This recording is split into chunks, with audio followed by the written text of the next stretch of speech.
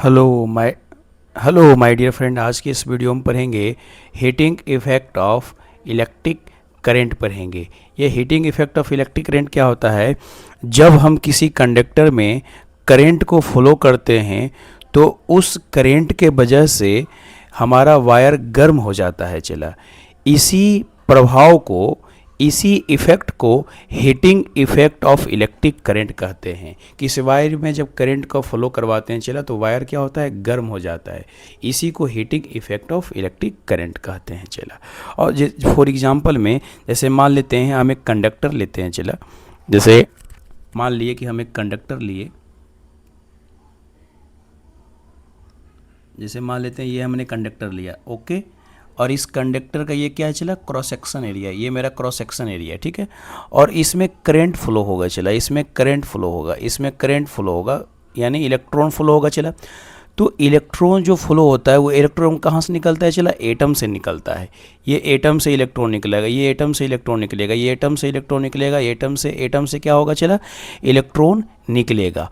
तो इलेक्ट्रिसिटी हमको इसमें फ्लो होगा। चला, ठीक है ना। अब इसमें क्या होगा कि देखो, जब ये इलेक्ट्रॉन फ्लो हो रहा होता है तो इसके अंदर काइनेटिक एनर्जी रहता है। कोई भी बॉडी अगर मोशन में रहता है तो उसके अंदर काइनेटिक एनर्जी रहता है। तो काइनेटिक एनर्जी का फार्मूला क्या होता है? इलेक्ट्रॉन के काइनेटिक एनर्जी का फार्मूला होता है 1/2 mv² रहता है। चला, तो जैसे ही ये इलेक्ट्रॉन इस एटम से टकराएगा तो एटम से टकराने के बाद इस इलेक्ट्रॉन का स्पीड क्या होगा? या तो घटेगा या फिर एटम का, ये इलेक्ट्रॉन का स्पीड क्या हो जाएगा? जीरो हो जाएगा। मान लेते हैं टकराया तो इसका वेलोसिटी हो गया जीरो। तो जब वेलोसिटी जीरो हो गया तो काइनेटिक एनर्जी क्या हो गया? चला, जीरो हो गया। क्यों? क्योंकि अगर इसको जीरो रखेंगे वैल्यू तो काइनेटिक एनर्जी हो जाएगा जीरो।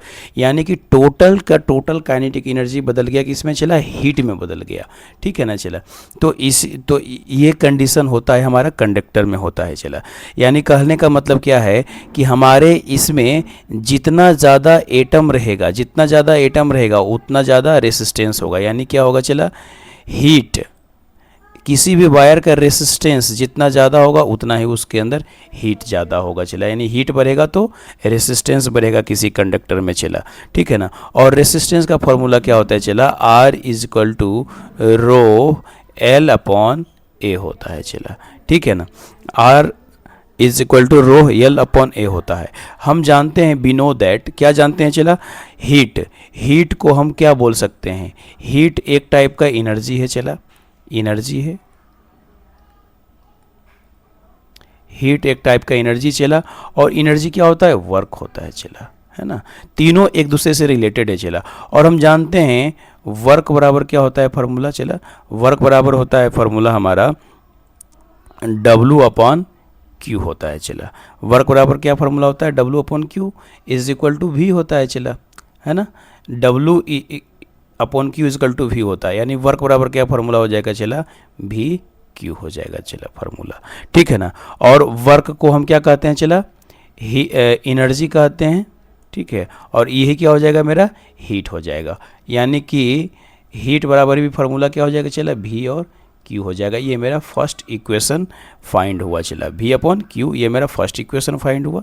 और अगला स्लाइड में हम देखेंगे। चला, जैसे हम अभी मैंने क्या प्रूव किया? एक सेकेंड। चला, हमने अभी क्या प्रूव किया? चला, H = VQ प्रूफ किया।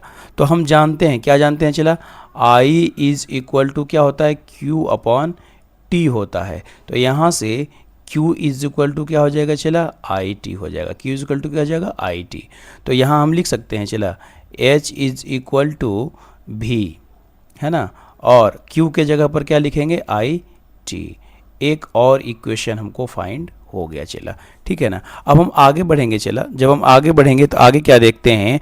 हम जानते हैं ओम्स लॉ से V = क्या होता है? चला, IR, ये हम जानते हैं। जब इसमें वैल्यू पुट करेंगे तो H = क्या होगा?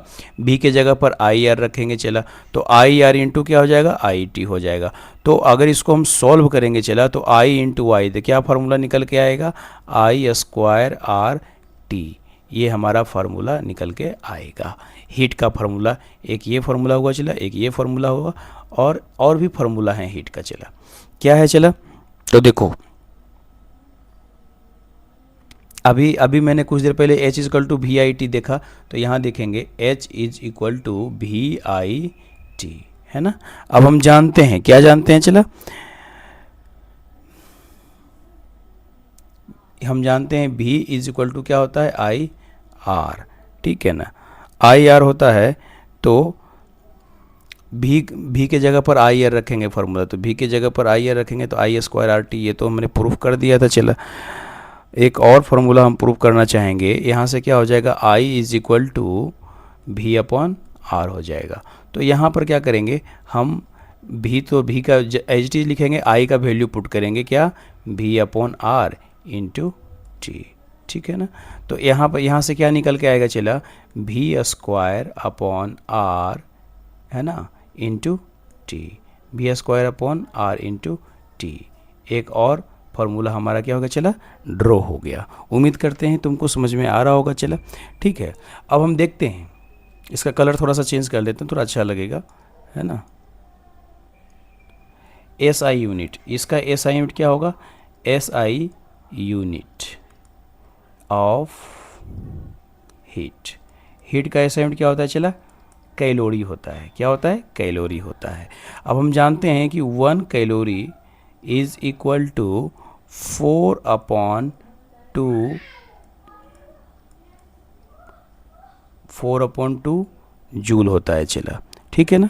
उम्मीद करते हैं आपको समझ में आ गया होगा, चला समझ में आ गया होगा, है ना। नेक्स्ट टॉपिक है हमारा, चला इलेक्ट्रिक पावर है। अब ये इलेक्ट्रिक पावर क्या होता है, the rate at which work is done by an electric current is called electric power. मतलब इलेक्ट्रिक करेंट एक फिक्स्ड यूनिट में जितना काम करता है उसी को कहते हैं क्या, चला इलेक्ट्रिक पावर कहते हैं, ठीक है। W is equal to work done upon T, इसका क्या होता है, चला फार्मूला होता है, वर्क डन अपॉन टी इसका होता है फार्मूला, ठीक है। और हम जानते हैं वर्क डन बराबर, अभी प्रीवियस में क्या हमको निकल के आया था, वर्क डन में हमको निकल के आया था, चला VIT, ये वर्क डन, ये हीट ही तो है, चला ये हीट ही तो है ना। इसको नेक्स्ट स्लाइड में देखते हैं, है ना। हम जानते हैं कि VIT वर्क डन यानी हीट के बराबर क्या निकल के आया था, चलो देखो यहाँ पर क्या निकल के आया था, VIT, है ना। तो वर्क डन मेरा VIT हुआ, तो VIT यहाँ रखे और T से डिवाइड कर देंगे तो ये भी हो जाएगा, पावर हो जाएगा। जितना भी फार्मूला है उधर से निकल के आया था मेरा हीट बराबर, उसमें से T से डिवाइड कर देंगे, सब पावर का फार्मूला हो जाएगा। चला एक और निकल के आया था, चला वो क्या निकल के आया था, I स्क्वायर RT। देखो I स्क्वायर RT, इसको भी यहाँ लिखेंगे और T से डिवाइड कर देंगे, I square RT upon T से डिवाइड कर देंगे तो ये हमारा क्या हो जाएगा, पावर का फार्मूला निकल जाएगा। एक और फार्मूला हमने प्रूफ किया था, चला वो क्या मैंने प्रूफ किया था, V square upon R into T. देखो V square upon R into T, तो ये भी हमारा पावर का फार्मूला हो जाएगा। क्या हो जाएगा, चला V square upon R into T, लेकिन T सेट क्या कर देंगे, डिवाइड कर देंगे। तो इतना हमारा पावर का क्या है, चला फॉर्मूला है। क्या है, फार्मूला है। उम्मीद करते हैं समझ में आ गया होगा, चला ठीक है ना। अगर अब इसको थोड़ा सा डेरिवेटिव के फॉर्म में ऐसे लिखेंगे, W is equal to P is equal to W upon T. इसको सॉल्व करेंगे, ये देखो TAT कट गया तो क्या हो जाएगा, VI हो जाएगा। चला ये formula P is equal to V हो जाएगा। उसके बाद देखो यहाँ TT कटेगा तो इसका फार्मूला I स्क्वायर R भी हो जाएगा। चला यहाँ देखो TT कटेगा तो इसका formula V square upon R भी होगा। चला ठीक है, उम्मीद करते हैं साला समझ में आ गया होगा। अगर समझ में आ गया होगा तो वीडियो को लाइक करें, शेयर करें एंड सब्सक्राइब करें।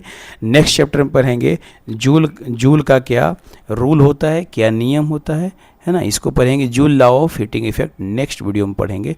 तब तक के लिए आप बने रहें। उम्मीद करते हैं समझ में आ गया होगा। अगर समझ में आ गया होगा तो वीडियो को लाइक करें, शेयर करें, सब्सक्राइब करें। तब तक के लिए थैंक यू।